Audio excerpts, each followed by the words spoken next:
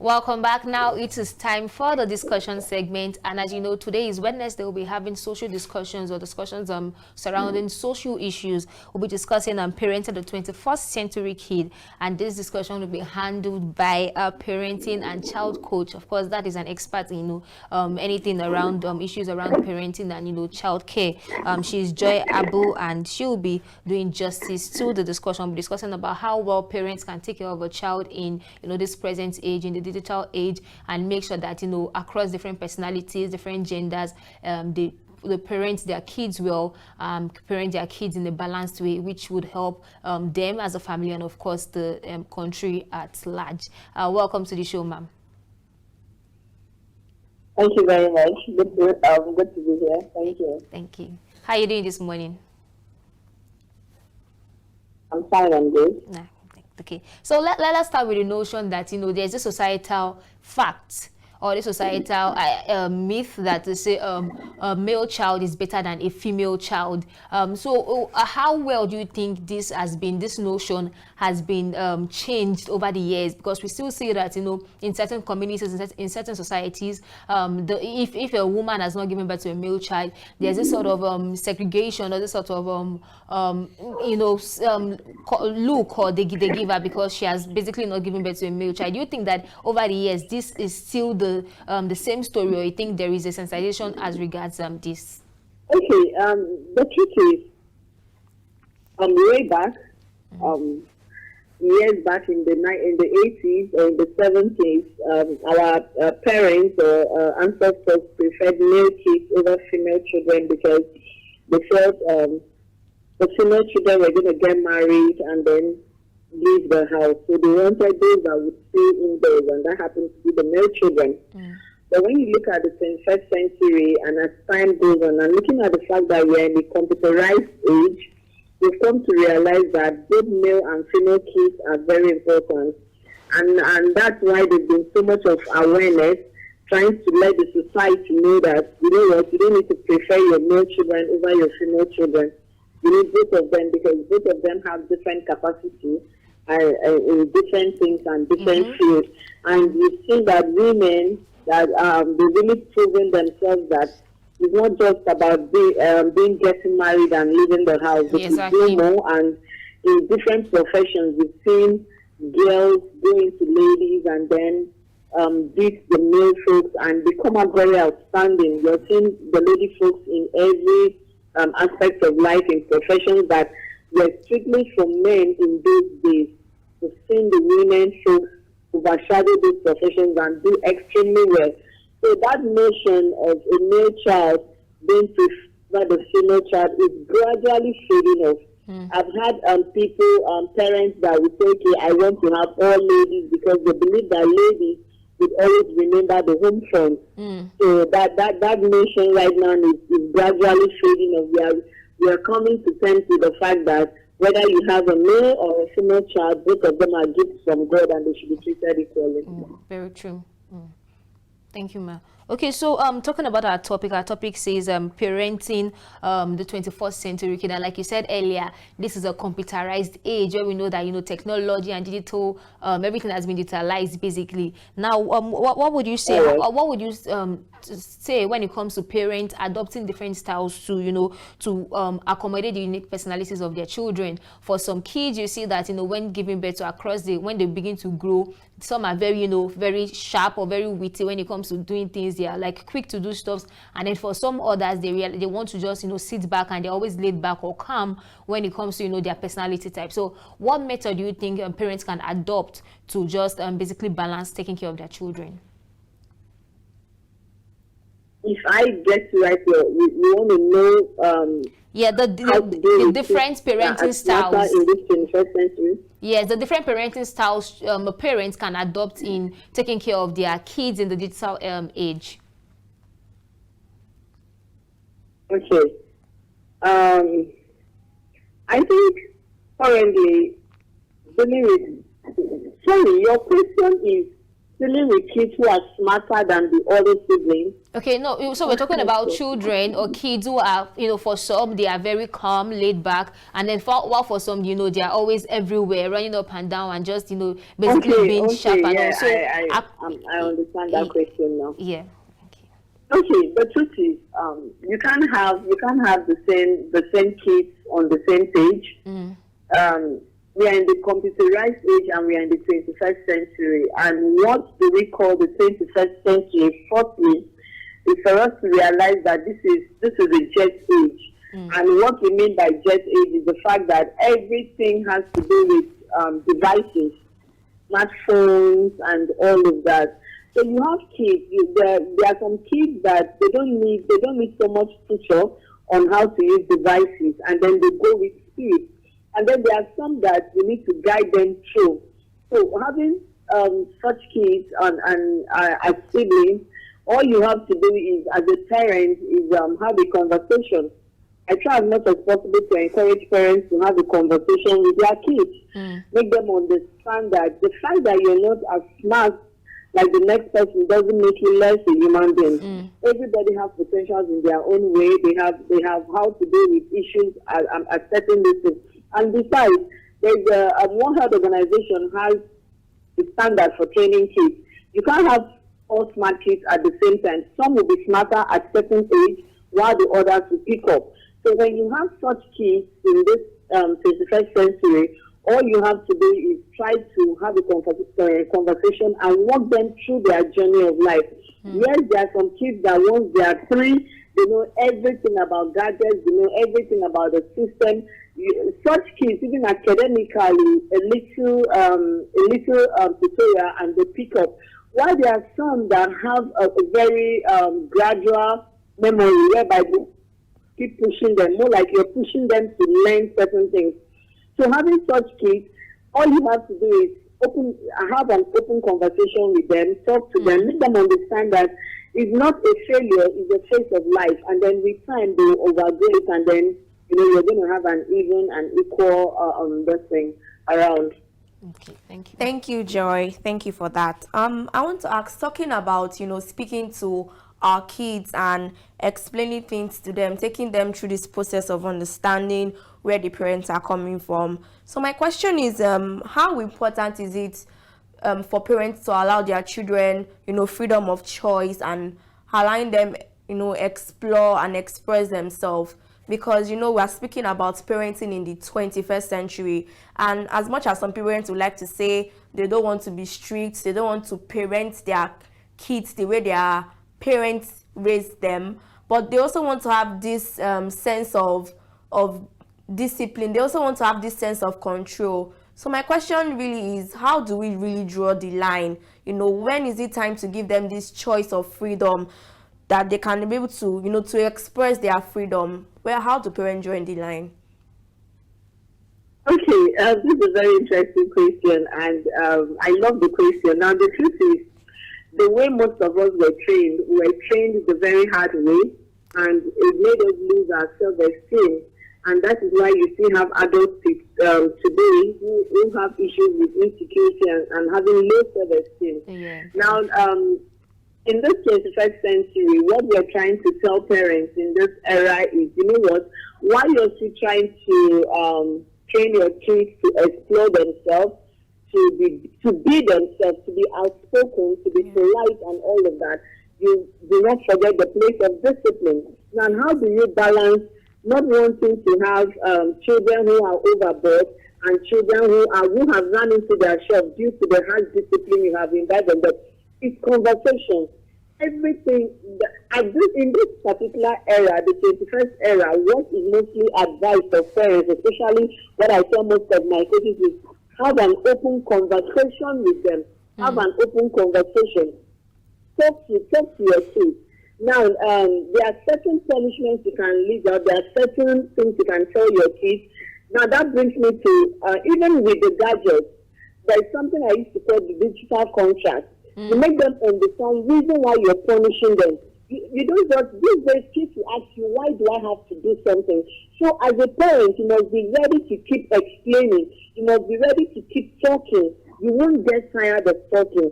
Now, because you don't want to discipline them in such a way that they will lose their self-esteem and then feel less of themselves. And one thing you avoid in trying to do this is comparison. Do not compare your kids to other kids. Now, when your kids misbehave, there are certain punishments you can spell out to them. You could ground them. You could tell them, you know what, from certain time to time, I'm taking off everything gadgets, I'm putting off the televisions and all of that. Now, that's another set of discipline you're giving to them while they are still exploring their lifestyle. Because what we are trying to avoid is to a point of them losing their self-esteem. Because that's what happened in the time most adults today find it difficult to even relate to their parents. But today we are telling our parents, we are teaching them that, you know what, conversation is key. While you're trying to balance their social life and them exploring their life in this 21st century, and in putting the discipline you want to put in, there should be the place of communication. Before you discipline your child and let the child understand the gravity of the offense, there should be that communication. This is the reason why I'm punishing you. This is what you did. This is why you're having this particular punishment. And there should be diversity when it comes to punishment. You shouldn't restrict your punishment to just one side, so that the child doesn't get used to that particular punishment. That's why you see that people talk about corporal punishment a whole lot. Most children are already used to it. But when you bring out different means of punishment, it gives you flexibility in discipline. They don't know which angle you're going to come in with and all of that. So it helps a whole lot. And with that, you're putting them on the right path, still allowing them be themselves in this century that we are. Thank you so much for that. You know, I was about to ask, you know, apart from communication, because we know that parents of a parent in the 21st century are always, you know, speaking and communicating with their kids. Many of them would not, you know, probably use a cane to probably spank or beat their child or punish them. So many people just use communication. But I'm glad you actually answered the question already, that, you know, there are other diverse ways you can instill discipline into your child, not necessarily only through communication. So we're talking about. Let me quickly chip in this. Aside communication, there is what I used to call the digital contract. Now, this is the contract you sign with your kids and make them understand that these are the rules and regulations in this house. You go against it, this is it. Place it where they will see it. Put it, it could be by their bedside, it could be in the parlor, where in the sitting room, somewhere where it is visible for them to all see. So you don't even need to do more of communication at that point. They wake up, they see it. They know that once the default, this is the punishment for this one. Once you want to go against this rule number one, this is what you're facing. So with that, it made it easier for them. Aside you having a one-on-one communication with them, that's another way to like pass your message across to them. Thank you so much. Speaking about some of the latest trends we've seen in parents these days, I think from some months back we saw a video of a toddler. This is not even a child, up to 5 years of age, wearing extensions, hair extensions, and also fixing her nails with artificial nails, because, you know, the child was graduating from kindergarten. And then we've seen that trend, you know, across different social media platforms. We see how kids are exposed quickly enough to, you know, so many things that are not child appropriate. You see people putting hair extensions in their child, fixing their nails or their lashes and all of. Do you think that is appropriate? Of course, we are in the, you know, that digital phase that we are in that phase right now. But then, would you say that it is too much, or it is just being normal in this phase that we are in?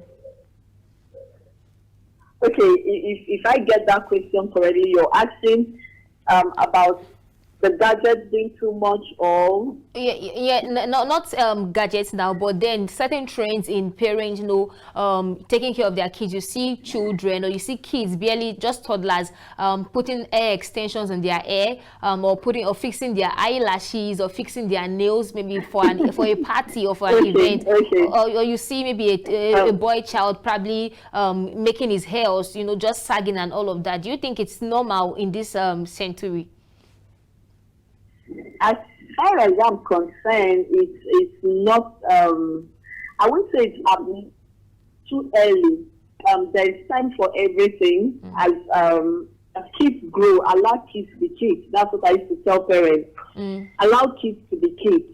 Allow them be themselves as kids. And how do you do that?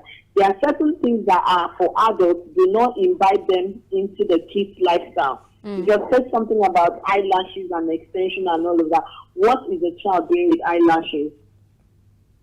What is a child doing with colored attachments and all of that?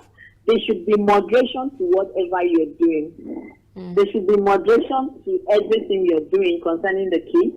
When you want to, even when there is an occasion that demands all of that, do it in moderation. That's why they are called kids.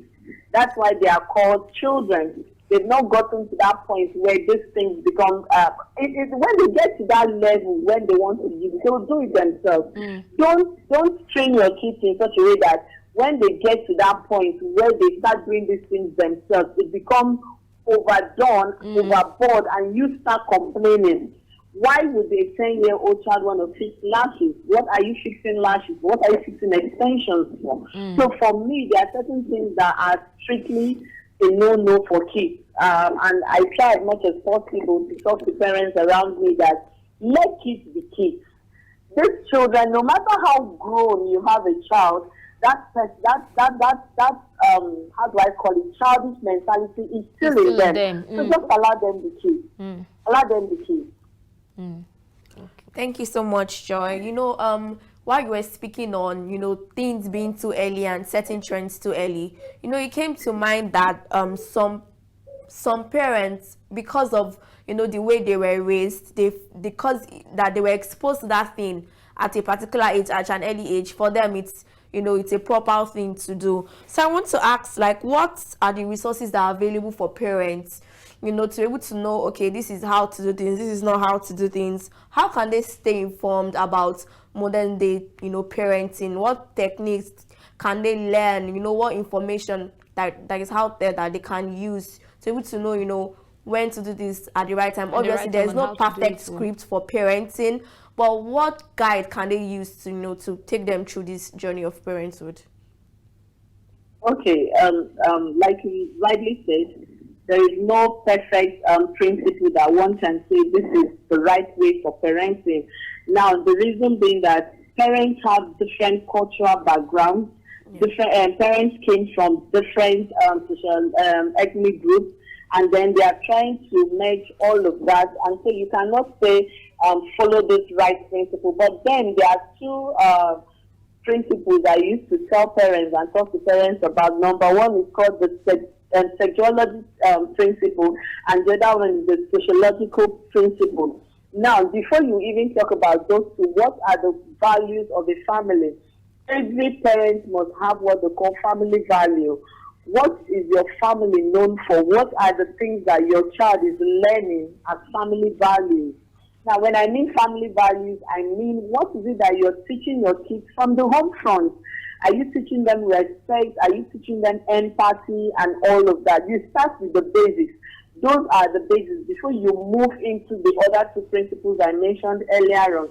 And when I talk about the sexuological principle, I'm talking about teaching them about their body systems. This is what they expect. And mind you, when a child is properly trained in that aspect, the child will grow up not misbehaving. Now, the psychological life of that child is guided by what you have tortured and taught them. That is why you see that kids that have issues of abuse, they tend to face one or two challenges in life because they grew up having a different idea about what their body technology is all about. And then when you talk about the sociological theory, you teach them about their environment, how to relate with their environment, how to relate with individuals, how to relate with people, both in school, within the home front, their nannies, their caregivers. Teach them politely how to talk to these people. If you've succeeded in mastering these two principles, and then you add it to the values of the family, it's very important. Every family must have values. Now you know that this family, this is what we are known for. This is what we stand for. And then as the kids grow up, they can never derail from it. You say train up a child in the way he goes, and when he goes, he will not depart from it. So they can never depart from the family values you have imbibed in them.